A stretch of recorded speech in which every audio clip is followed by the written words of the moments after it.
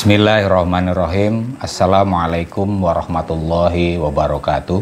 Waalaikumsalam warahmatullahi wabarakatuh. Alhamdulillah wassalatu wassalamu ala Rasulillah wa ala alihi wa sahbihi wa mawalah.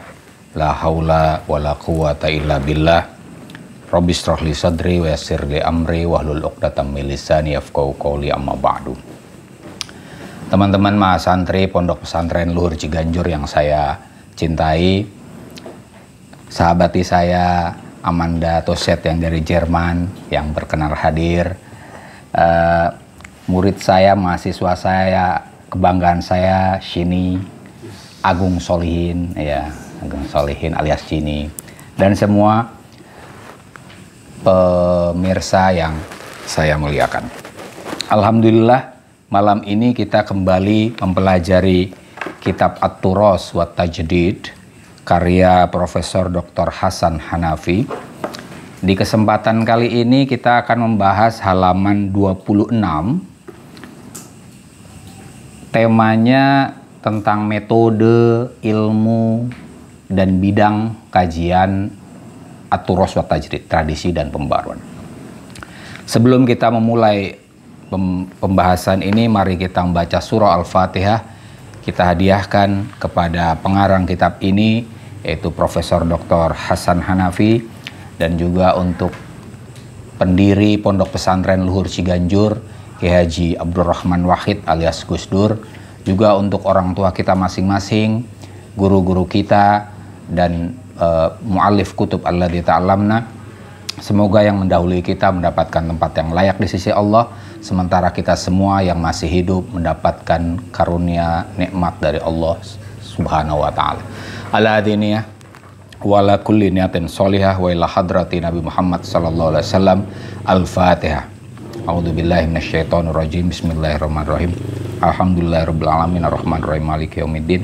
Iyyaka na'budu wa iyyaka nasta'in ihdinas siratal mustaqim siratal ladzina an'amta 'alaihim ghairil maghdubi 'alaihim waladdallin. Amin. Bismillahirrahmanirrahim. Qala al-mu'allifu rahimahullahu ta'ala wa nafa'ana bihi bi ulumihi bid dharaini amin ya rabbal alamin.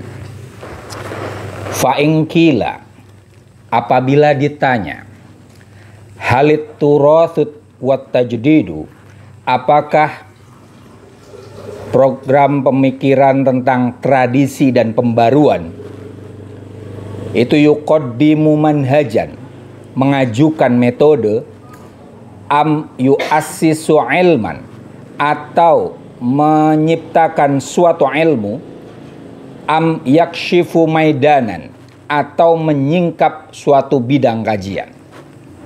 Ini ada tiga hal yang mungkin ada pada proyek tradisi dan pembaruannya Hasan Hanafi. Apakah ini semacam metode yang ditawarkan oleh Hasan Hanafi, atau ini ilmu, atau dia hendak menyampaikan satu bidang studi tertentu yang baru?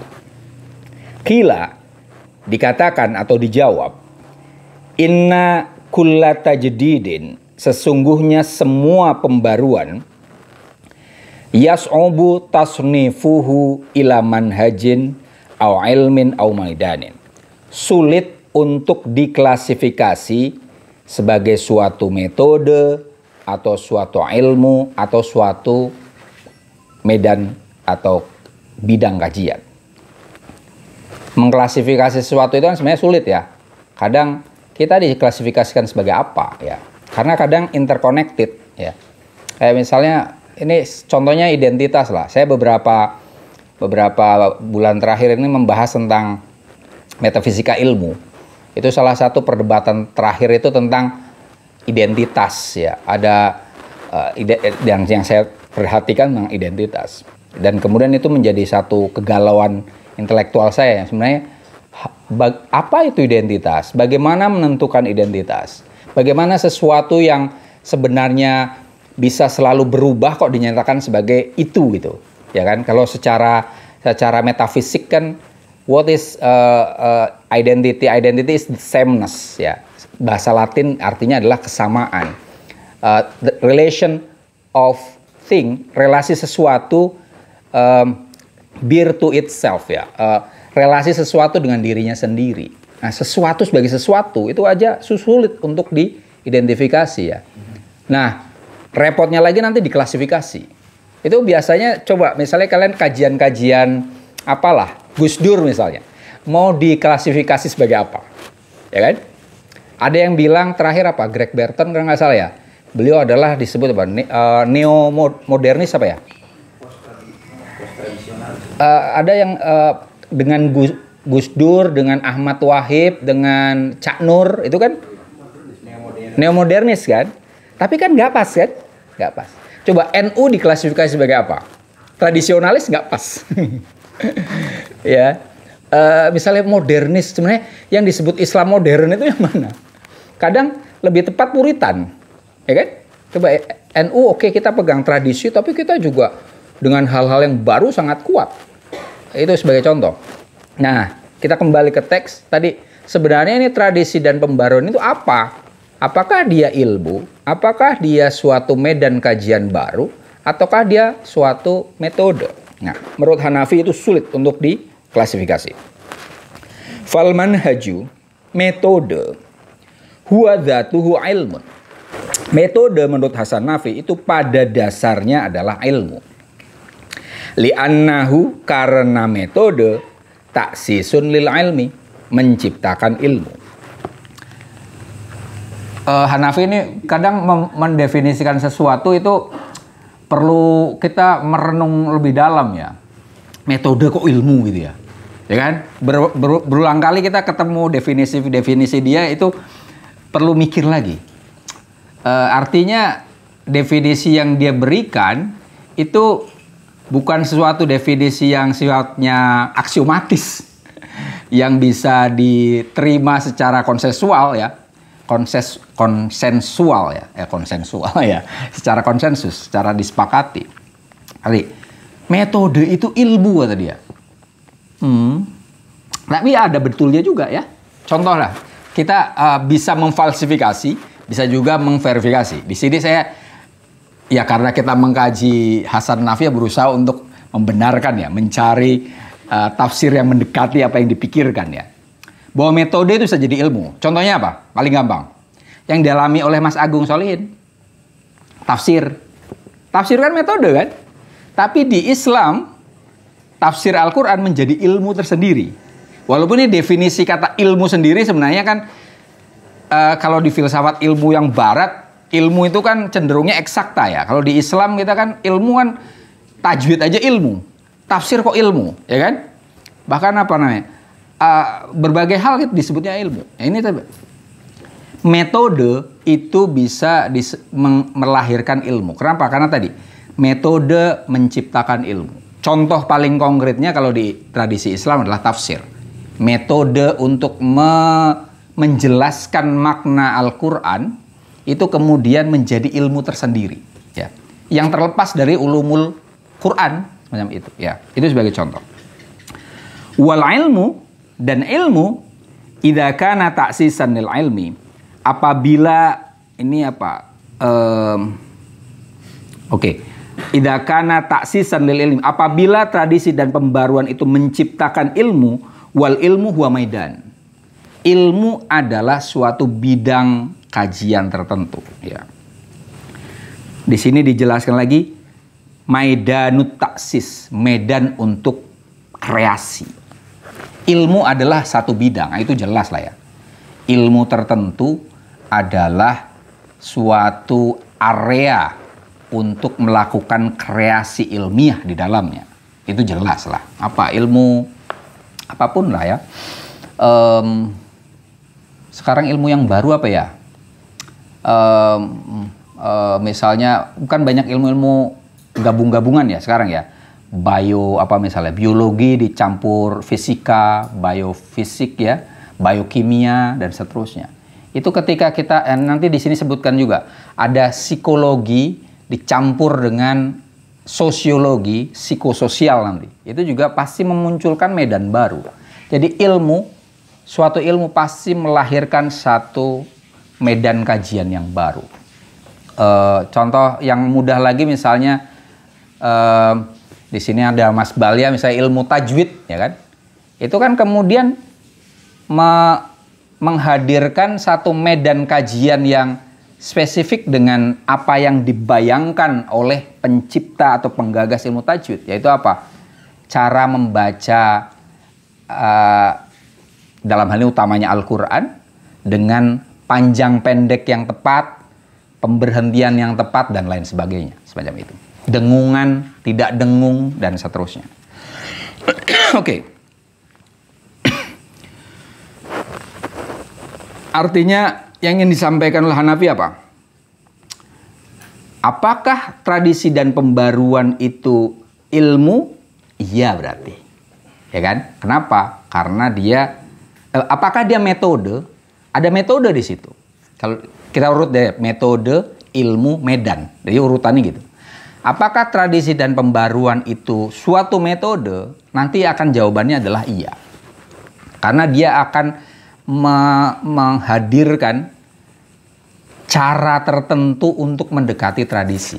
Kemarin kita sering mengkaji itu ya, bahwa tradisi itu jangan terlalu diagung-agungkan, tapi juga jangan ditinggal. Itu kan satu pendekatan tertentu. Nanti kemudian kita jangan menganggap tradisi sebagai orang lain, ya. Kita harus rengkuh dia. Tapi juga walaupun kita rengkuh, jangan kemudian membiarkannya terlalu menguasai kita. Itu metode, ya, metode cara mendekati tradisi. Kemudian dengan metode itu tadi, bila tradisi merupakan objek kajiannya dengan pendekatan tertentu, maka akan muncul ilmu tertentu, ya, kajian tentang tradisi, ya. Apa itu? Tradisiologi. Mungkin aja, ya kan? Kayak NU Studies, kan ada itu sekarang, ya kan? Islamologi gitu. Walaupun itu nanti sebagian orang studi tentang Gus Dur.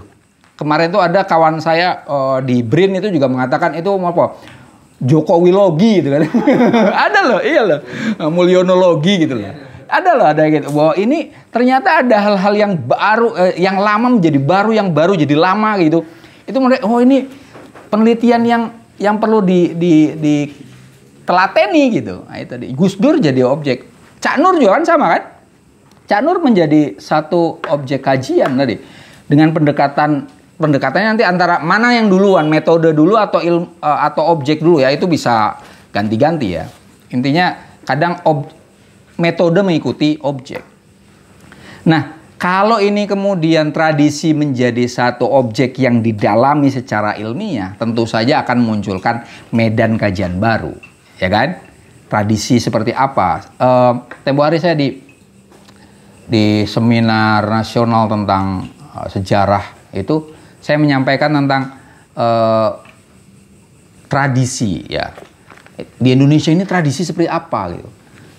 Sebenarnya saya pada titik tertentu merefer Hanafi, tapi nggak 100% sejalan dengan kita. Kalau Hanafi yang dihadapi kan tradisi Arab Islam, tradisi Barat, realitas Arab.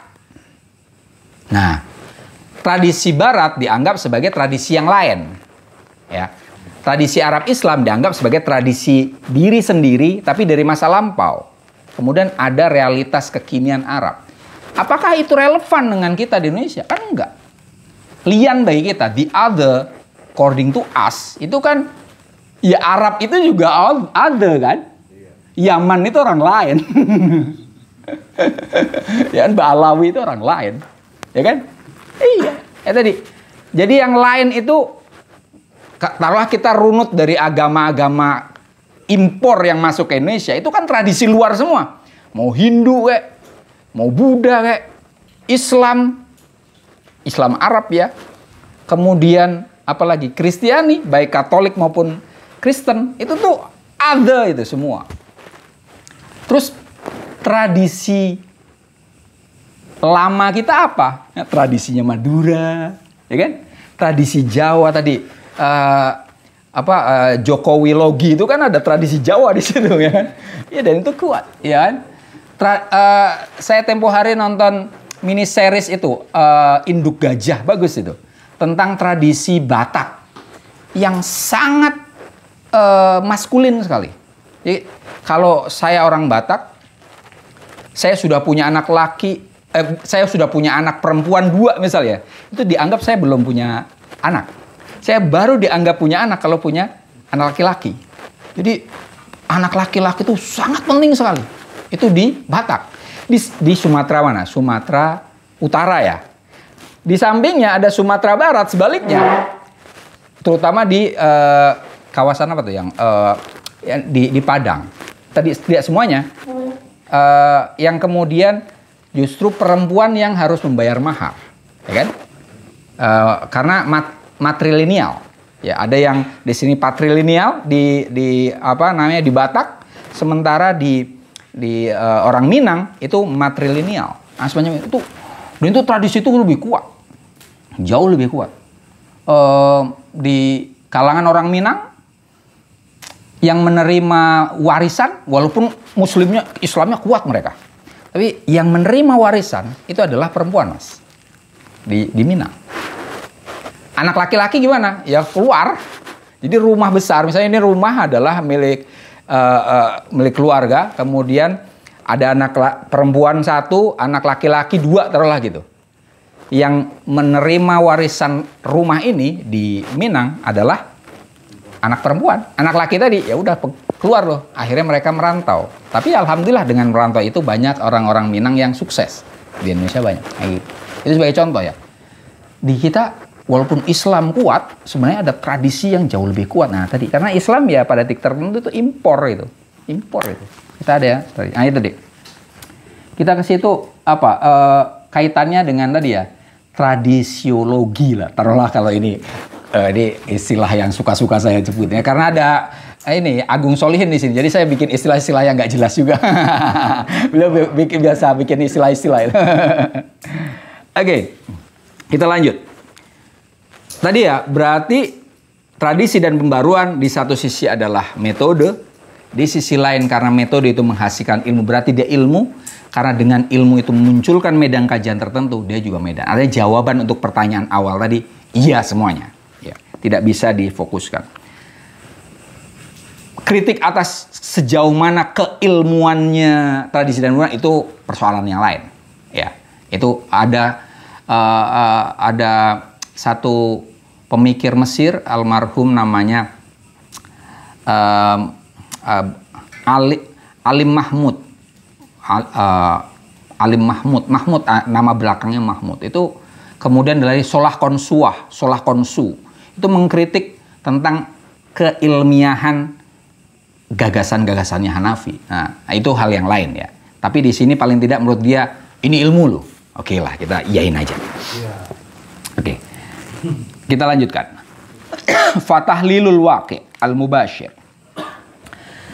Analisis atas realitas secara langsung. Wa ru'yatut turathi fihi, dan meninjau tradisi di dalam realitas. Au tahlilut turathi ala annahu mahzunun nafsiyun, atau analisis atas tradisi bahwasanya tradisi adalah hasanah psikis ingdal jamahir menurut masyarakat. Wa fi nafsil waqti manhajun nafsiyun ijtimaiyun. Itu pada saat yang sama adalah metode psikososial. Tadi saya sempat nyebut ya. Metode utamanya Hanafi di sini paling tidak yang eksplisit adalah gabungan antara psikologi dan sosiologi. Ya, dia mengkaji tentang sisi psikis para penganut suatu tradisi. Di mana tradisi itu memberi inspirasi pada psikis kita.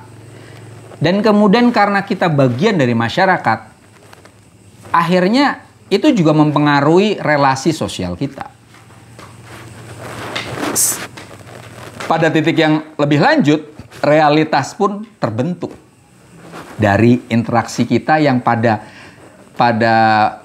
tataran sadar atau tidak sadar itu dipengaruhi oleh tradisi. Jadi diri kita, masyarakat kita, dan realitas kita itu disadari atau tidak disadari itu dihantui oleh, dibayang-bayangi oleh tradisi. Nah, itu tadi. Nah, ketika dia mengkaji tentang realitas secara langsung atau realitas yang dilihat terpengaruh oleh tradisi, dan tradisi itu mempengaruhi orang per orang, dan orang per orang menjadi masyarakat, itu bisa dilihat sebagai suatu metode psikososial. Ya. Nafsiyun, kenapa disebut sebagai metode psikis? Li'annahu yakumu ala tahlili syu'urin nasi wasulukihim. Ya. Kenapa tradisi dan pembaruan disebut sebagai metode yang psikis ya, psikologis ya? Karena dia menggunakan analisis perasaan manusia dan perilakunya. Jadi jangan dilihat bahwa penelitian tentang tradisi itu hanya melihat teks saja, Mas. Kayak kita sekarang ini. Kita baca kitab, fikih, misalnya kita belajar fikih lah ya, fikih Syafi'i, kemudian kita mengacu ke apa misalnya Fathul Qorib ya, takrib. Jadi tidak hanya mengkaji tradisi, tidak hanya terbatas pada kajian atas teks-teks itu, tapi juga mengkaji perasaan manusia. Contohnya apa? Perasaan dan perilaku manusia. Mungkin dari kecil aja kita misalnya gini, masih SD ya, kemudian kita udah wudhu, ada cewek lewat, iya, ya kan? Ingat nggak? Ya kan? Itu kan ada suluk, ya kan? Ya kan? Iya, biar wudhu lagi lo, ya kepegang, ya kan? Itu tadi. Ya kan, tradisi mempengaruhi perilaku, dan itu ada faktor psikis juga. Oh, kamu megang aku jadi batal, gitu kan? Bayangkan kalau itu kemudian anak kecil itu udah tahu, madhabku Hanafi nih, gitu kan? Mana ada anak SD ngomong madhabnya Hanafi, ya kan? Ya kan? Oh, kan kamu nggak nafsu ke aku, ya kan? Kita tidak intercourse, ya udah nggak batal, ya nyantai. Nggak secanggih itulah kita waktu SD kan? Tapi tadi kesenggol, maka kita kemudian secara behavioristik ya, kita kemudian langsung wudhu lagi. Nah, itu tadi. Jadi kita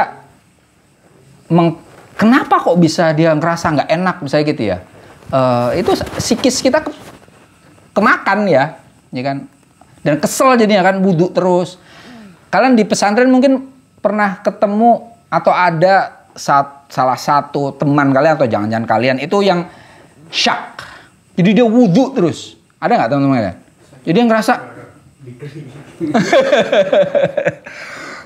ada tuh ya kan? Wudhu lagi. Saya ada ustadz saya itu syak ya, ragu gitu. Ada yang sholatnya lama. Kan itu kan harus antara usolli niat dengan takbir harus pas gitu. Repot sekali itu. Allah, belum pas. Repot sekali. Ada kan? Ada, itu tadi. Itu Itu artinya, dan kita mengkajinya hal yang psikisnya itu. Kok bisa sih orang tersandra dengan hal yang semacam itu gitu. Sampai perilakunya itu berpengaruh sekali. Kan? Nah ini, jadi mengkaji tradisi dan pembaruan itu tidak semata-mata mengkaji teks, tapi juga mengkaji sisi kebatinan orang-orang yang menganut satu tradisi itu. Nah. Wa ijtimaiyun, tradisi dan pembaruan tadi itu merupakan metode yang sifatnya sosiologis. Kenapa? Li'annahu yahdufu ila tahlil waqi. Karena dia berusaha untuk menganalisis realitas. Wa ila ayyi haddin tartakisu hadhil abniyatu ala abniyatin nafsiyatin ukhra indal jamahir. Dan pada titik tertentu struktur realitas ini berfokus pada struktur psikis yang lain menurut masyarakat. Kata kuncinya di sini adalah ada jamahir, ada waqi. Ya. Kenapa kajian atas tradisi dan pembaruan itu bersifat sosiologis? Karena yang dianalisis adalah realitas, tidak melulu teks, tidak melulu hal yang dipikirkan orang, yang diyakini orang, tapi realitasnya seperti apa, ya. Nah, Hanafi di Mesir, saya alhamdulillah cukup lama di Mesir, itu saya melihat misalnya apa realitas yang agak aneh di Mesir, ya. Yang saya temukan adalah di Mesir itu, mohon maaf, kullu jidar mirhab. Jadi kita kalau jalan ke Mesir, jalan-jalan itu banyak dinding yang baunya pesing. Kemudian mohon maaf, saya pas haji itu kan, kalau kami di sana nggak kayak di Indonesia, haji umroh itu kan pakai pesawat, di sana pakai kapal. Nah itu kemudian kan kami satu kapal itu kan bareng-bareng dengan orang-orang Mesir kan. Itu mohon maaf, ibu-ibu Mesir itu banyak yang pesing. Iya, tapi ya sholat aja gitu. Nah ini tadi kan, ini realitas nih. Yang sudah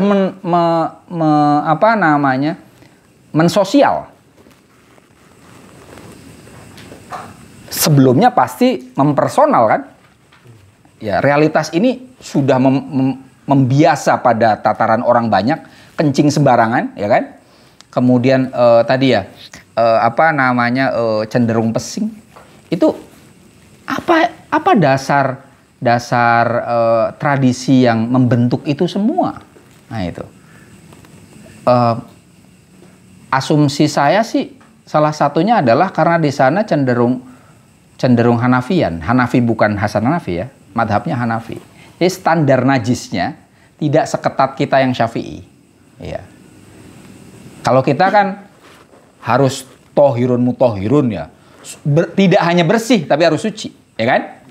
Ini bersih dan suci, kita bisa sholat di sini, ya kan? Tapi belum tentu yang bersih itu suci kan? Misalnya kamar mandi itu kan bersih kan? Tapi masa kita sholat di situ?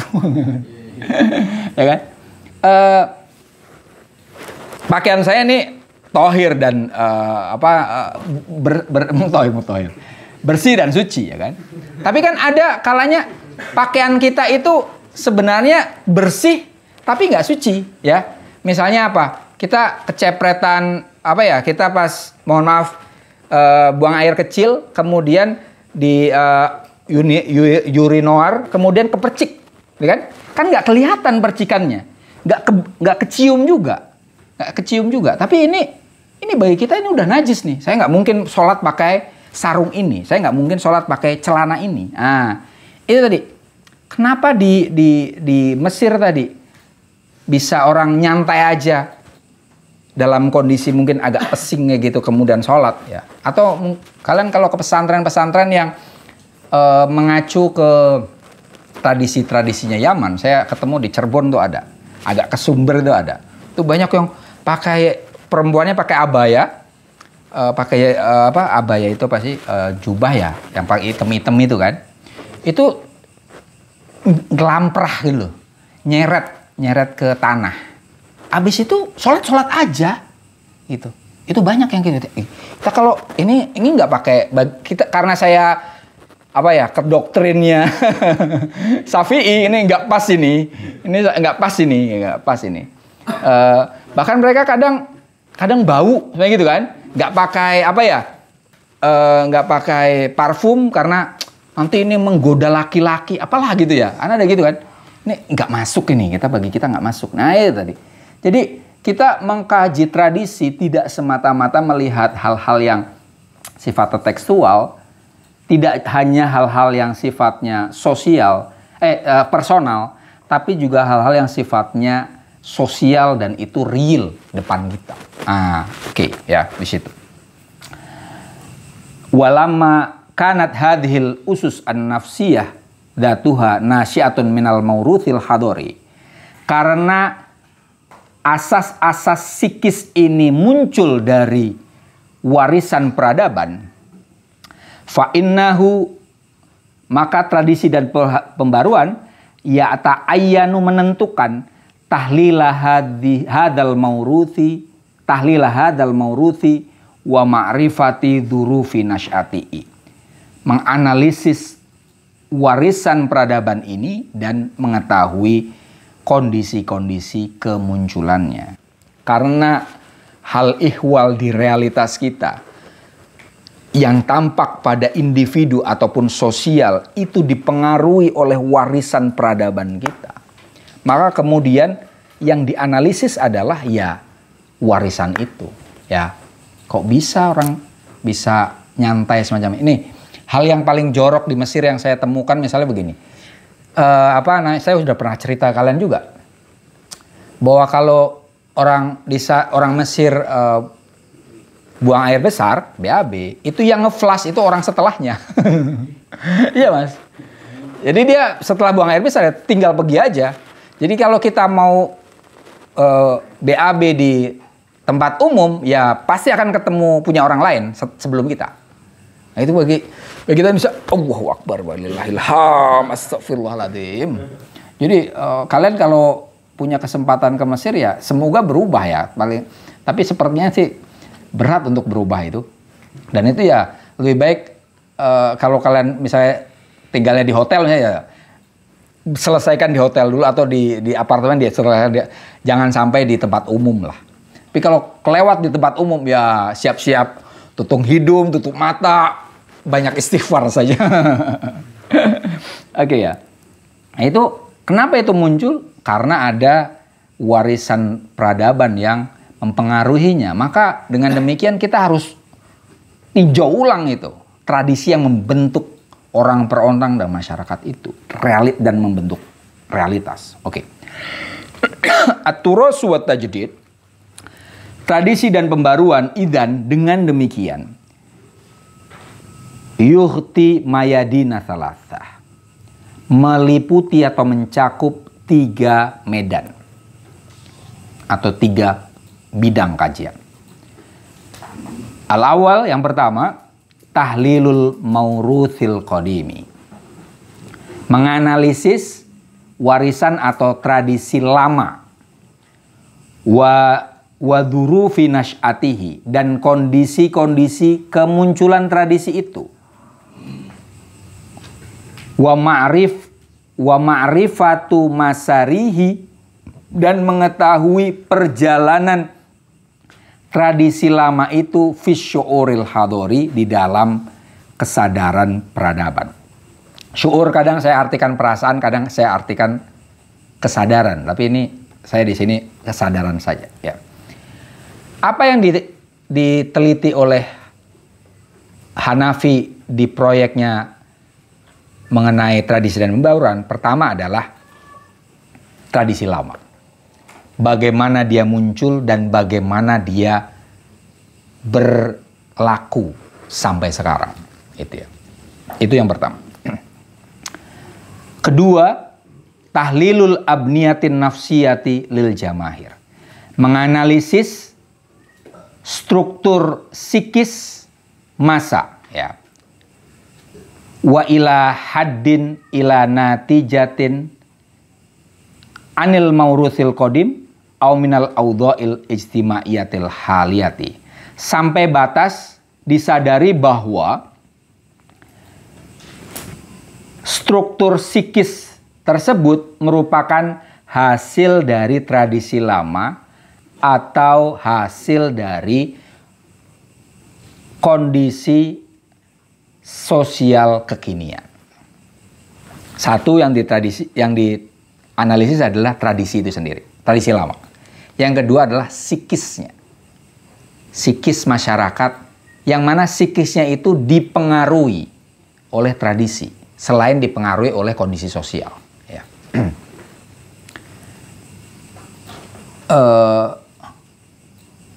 Contoh misalnya psikis ya, psikis yang dibentuk oleh bentukan sosial ya. Misalnya gini, di Mesir itu masyarakat umumnya itu cenderungnya dalam hal rezeki mas ya, itu meh kaya wong mirip kayak orang Madura mas. rezeki itu ya nggak akan tertukar gitu. Keren sekali. Tadi saya ngobrol sama pedagang di toko Madura, kan gitu. Di depannya itu ada Alfamart. Saya tanya ke beliau, Pak, tempo hari itu kan ada demo, ada suatu komplain tentang warung Madura yang buka 24 jam. Kata bapak itu, loh, saya buka toko ini lebih dulu daripada Alfamart. Logat mana itu? Salah saya. Itu jadi salah saya. Logatnya di Padang. Duh, main. Harus ditransit sama Mas Dayat. Iya. Jadi saya buka lebih dulu dari dia, ya kan? Seharusnya saya komplain dengan dia. Oh ya, oke. Saya sepakat dengan itu. Iyalah, justru toko kelontong itu kan ada lebih dulu daripada minimarket itu kan, ya kan? Justru ini suatu bentuk survivability ya, upaya untuk bertahan hidup dari orang-orang Madura, dengan membuka tokonya 24 jam. Nah, poinnya di sini. Dimanapun juga Pak, rezeki saya dengan rezeki Alfamart itu nggak akan tertukar. Wah, keren itu. Nah, itu tadi. Nah, saya kembali ke Mesir. Orang Mesir tuh kurang lebih pandangannya kayak gitu, Mas. Pedagangnya ya. Kalau kita misalnya beli air mineral ya. Ini berapa? 5.000 misalnya gitu. Saya uangnya 10.000. Penjual itu tidak punya kembalian. Kalau kita di Indonesia biasanya apa? Penjualnya kan nyari kembalian kan? Di sono enggak. Saya nggak punya kembalian. Cari kembalian dulu. Kayak gitu, Mas. Jadi kita mau beli akhirnya nggak punya uang kecil ya kita nyari. Padahal kan pas kita nyari mungkin aja pas kita nyari ada orang yang jualan aqua lagi kan. Ya kita beli di tempat yang itu ngapain balik lagi kan. Nah itu tadi. Tapi orang Mesir santai aja. Yo berarti rezekinya toko yang satu. Gitu. Sesimpel itu. Nah itu tadi. Itu personalitas mereka, psikis mereka ya kebentuk dari cara pandang tadi kan. Rezeki nggak ketuker gitu. Itu. Kebentuk oleh tradisi yang mempengaruhi mereka. Tahlilu abniyatil waqi. Yang ketiga adalah selain menganalisis psikis, yang ketiga adalah menganalisis struktur realitas ya. Ilahadin hiya nasyi'atun minal waqi. Sampai batas bahwa realitas itu muncul dari realitas itu sendiri. Wa darajati tatawurihi, dan tingkat perkembangannya. Am annaha nasyi'atun minal abniya nafsiyah lil jamahir, atau realitas itu muncul dari struktur psikis masyarakatnya. An-nasyi'atu bidauriha, yang muncul dengan perannya anil maurusil qadim, dari tradisi lama. Berkelindan situ-situ aja. Tadi saya sudah sampaikan. Intinya yang ingin dikatakan Nafi, ada 3 nih medan kajian tradisi dan pembaruan.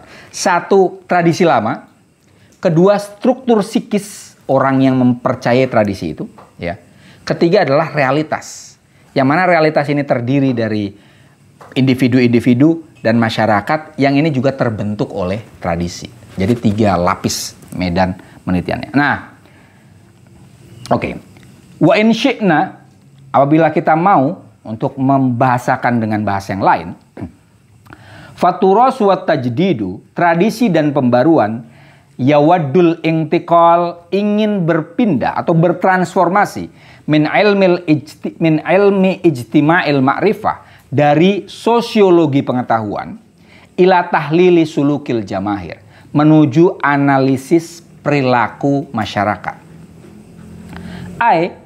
Minal ulumil insaniyah, bertransformasi dari ilmu humaniora ila tsaqafatil watoniyah, menuju kebudayaan bangsa, wa minats tsaqafatil watoniyah, dan dari kebudayaan bangsa ila tsauratil ijtimaiyati wasiyasah, menuju revolusi sosial dan politik.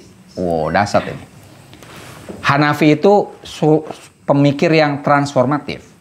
Buku-bukunya itu senantiasa ada min ila, dari ke, from to, ya kan? Minal akidah ila thawrah, dari akidah ke revolusi, ya. Dan seterusnya, minan nakal ila ibdah, dari menukil menuju kreasi, dan seterusnya. Ini sama. Tapi ini transformasinya keren ya. Dari sosiologi pengetahuan menuju analisis perilaku masyarakat. Lebih mengkonkret, ya, lebih mengkonkret. Kalian mungkin sebagian pernah baca buku The Social Creation of Reality, kalau nggak salah. Tafsir sosial atas realitas. Penulisnya adalah Peter Berger sama Lackman. Lackman orang Jerman. Lackman. Salah satu orang madhab Frankfurt. Nah, bukunya itu adalah penggagas sosiologi pengetahuan. Konsep turunannya itu eksternalisasi, objektifikasi, dan internalisasi. Ya. Tapi kata kuncinya adalah tadi, sosiologi pengetahuan itu suatu revolusi dalam epistemologi, Mas. Ya. Kalau ada pengetahuan, zaman Immanuel Kant, itu kan yang dikaji tentang, oh ini dari mana kita mengetahui? Oh, kita karena ada pengetahuan yang a priori dengan a posteriori, kan gitu kan? Muter-muter di situ. Nah, ada istilahnya sociological turn, ya. Pembalikan sosiologis. Nah, itu salah satunya oleh Lackman dan Berger itu. Ketika mengkaji pengetahuan, yang dilihat adalah sisi sosialnya. Kenapa? Misalnya kita kembali ke Indonesia aja ya. Kenapa Nahdlatul Ulama itu berpegangan pada Ahlus Sunnah wal Jamaah. Ahlus Sunnah wal Jamaahnya kemudian mengerucut kan kepada 4 mazhab, ya. Mengerucut lagi dalam hal fikih ini kepada Syafi'i. Ya kan? Akidahnya kepada Asy'ari.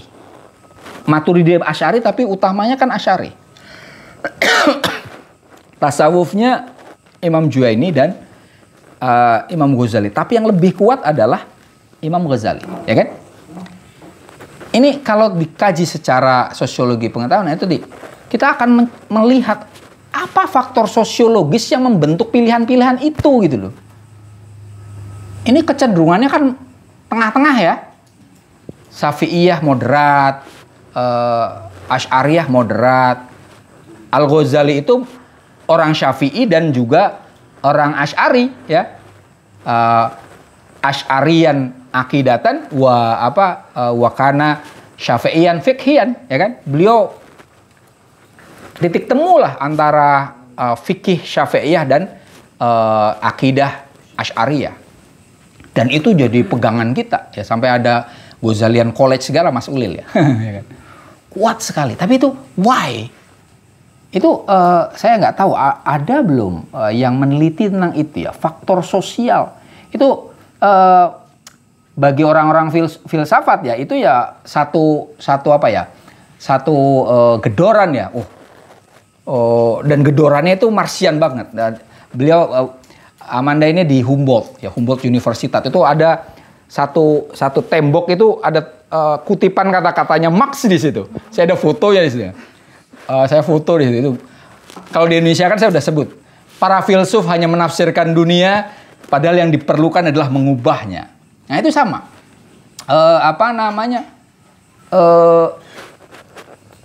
Kajian epistemologis ala Immanuel Kant tadi itu masih terlalu menafsirkan dunia ini. Otak-atik di otak aja, ya. Otak-atik otak. Ngantuk, ya. Sosiologi pengetahuan mulai agak turun, ya kan? Kenapa orang bisa satu masyarakat ada orang berpegangan semacam itu? Ada faktor sosial, ya, yang membentuknya. Nah, ini tapi dasarnya Hanafi kemudian melakukan transformasi lagi. Apa? Analisis perilaku masyarakat. Nggak cukup ini. Jadi tadi kan, pengetahuan dilihat sisi sosialnya, ini sisi sosial dilihat perilakunya. Gitu. Ini turunan lebih lanjut dari post-Marxis ya. Post-Marxis ini. Jadi lihat aja nih perilaku orang kayak gimana. Ini perilaku orang dipengaruhi oleh oleh pengetahuan tadi, ya kan? Sosiologi pengetahuan hanya melihat faktor sosial ini. Tapi ini kemudian dianalisis demikian rupa. Taraf lebih lanjutnya apa? At-taurah al-ijtimaiyah wasyasiyah. Jadi tidak hanya dianalisis, tidak hanya dipahami, kata filsuf hanya menganalisis, menafsirkan. Ini kemudian revolusi. Bagaimana masyarakat dan politik berubah, jangan kayak gitu. Di hal yang sepele aja, tapi saya setelah berarti sampai 2003 sampai sekarang belum ke Mesir lagi. Terakhir ke sana kan saya tadi ya bilang pesing kan. Ya semoga berarti udah berapa tahun sampai sekarang? 20 tahun yang lalu ya. Nauzubillah, saya tua sekali.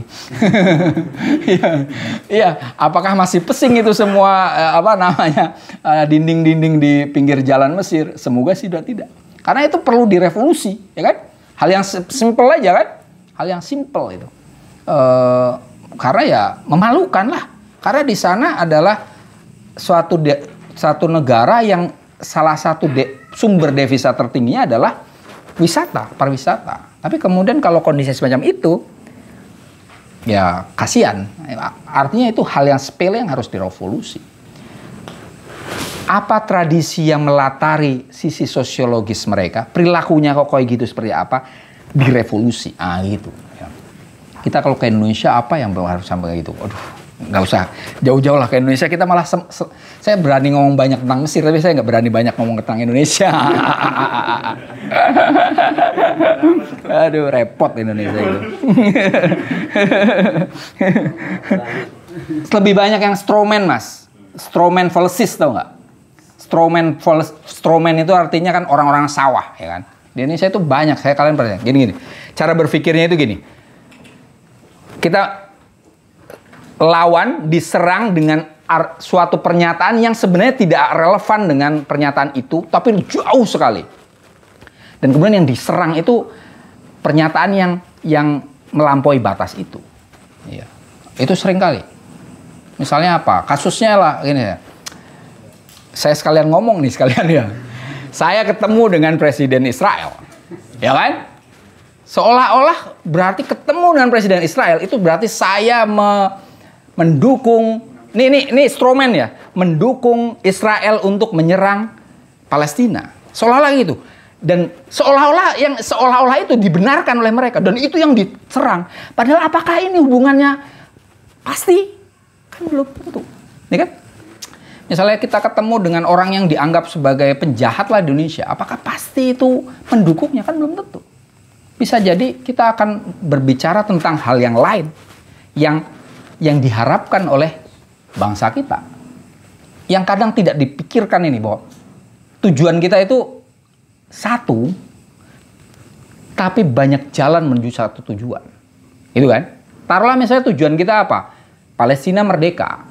Cara untuk memerdekakan Palestina kan ada banyak. Banyak cara, ya kan? Oke, ada yang misalnya gini. Pernyataan saya misalnya Pak, ada yang demo, ya kan? Saya nggak demo emang. Dulu saya waktu di Mesir saya demo tentang Israel, sudah khatam saya. Khatam. Saya nggak demo lagi. Suara saya sering batuk-batuk.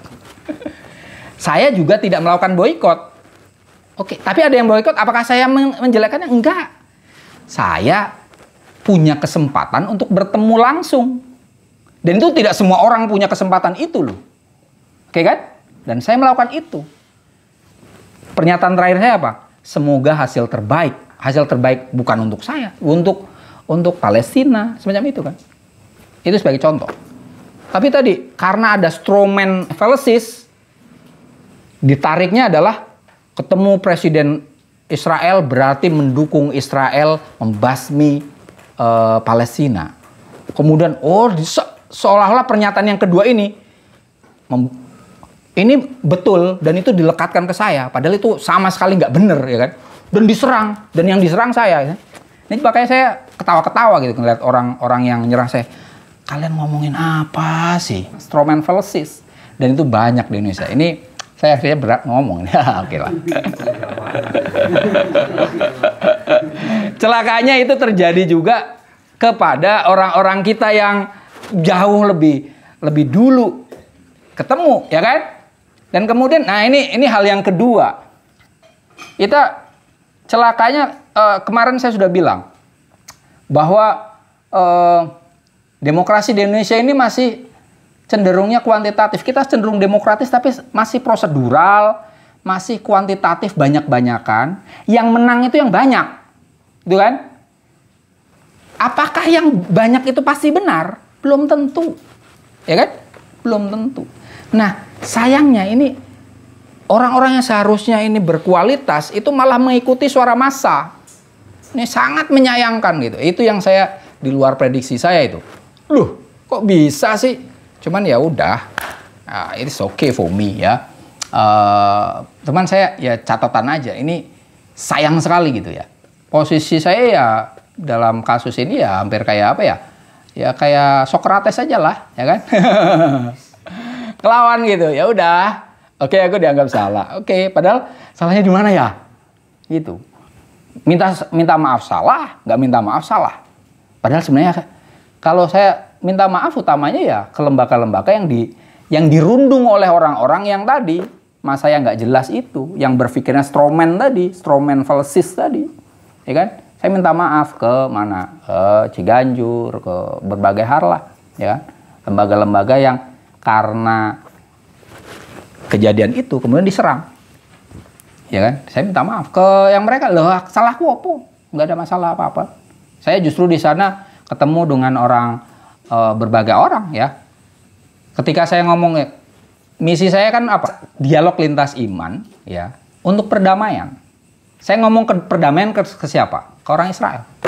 Damai, ya, bukan ke orang Palestina. Artinya apa? Karena begini, saya tahu bahwa mereka kekuatan tempurnya luar biasa, ya kan? Saya ngomong damai, udah jangan perang deh, kasihan. Kan sebenarnya kan kasihan ke saudara-saudara kita. Udah, lebih baik. Salah satu pernyataan saya yang kemudian saya ungkapkan itu adalah, apakah karena Anda orang Yahudi itu mengikuti syariat Nabi Musa, yaitu syariat balas, kemudian Anda membalas Palestina yang menyerang jalur Gaza tanggal 7 Oktober itu sedemikian rupa. Dan itu kalaupun membalas sedemikian rupa, itu melampaui batas. Saya ngomong loh. Saya ngomong itu. Kan mereka ada mata diganti mata, ya kan? 7 Oktober Hamas menyerang Israel. Lantas kemudian Israel menyerang balik Gaza dan sampai sekarang nauzubillah, ya kan? Itu saya bilang ke orang Israel. Apakah karena kalian mengikuti syariat Musa kemudian kalian membalas dan balasannya sedemikian rupa? Menurut hemat saya ini nggak fair, melampaui batas. Itu saya ngomong. Tapi mereka dalihnya kan ini self defense, membela diri katanya. Self defense nggak kayak gitu. Self defense itu ya udah, saya misalnya diserang, saya bela. Tapi kalau kemudian misalnya saya diserang Mas Dayat, saya bela diri, kemudian keluarganya Mas Dayat saya basmi, saya pantas disebut self defense nggak? Nggak sama sekali. Nah itu saya bilang ke mereka, itu nggak pantas disebut sebagai hukum timbal balik, nggak pas. Self defense juga argumennya nggak pas. Saya bilang kepada saudara-saudara Palestina, saya kira ke mereka ya, karena saat itu saya punya posisi untuk bisa memberikan beasiswa, ya kan? Kalian kalau mau kuliah ke Indonesia, biar bisa melihat bagaimana orang Indonesia itu Muslim, bisa hidup bersama dengan non-Muslim, dan negaranya itu benar-benar Bhinneka Tunggal Ika. Bagi kita itu hal-hal yang saya omongkan hal yang biasa, Bhinneka Tunggal Ika, ya. Bersatu dulu. Dan alhamdulillah itu kan, selanjutnya tidak lama kemudian masih bulan Juli itu kan, ada deklarasi Beijing, ya kan? 12 faksi di Palestina itu melakukan menyatukan kekuatan. Nah itu bagi saya oke, good. Kemudian alhamdulillah juga UNUSIA akhirnya siap memberikan beasiswa untuk para pemuda-pemudi Gaza. Ya kan? Saya udah ngomong itu hal itu. Hal itu kan saya mau klarifikasi. Ketemunya tadi orang yang nyinyir saja, jadi ya oke, cukup gitu. Selanjutnya ini al-maudu ya. Nggak usah lah ya, kita lanjutkan besok saja karena sudah jam 9. Wassalamualaikum warahmatullahi wabarakatuh.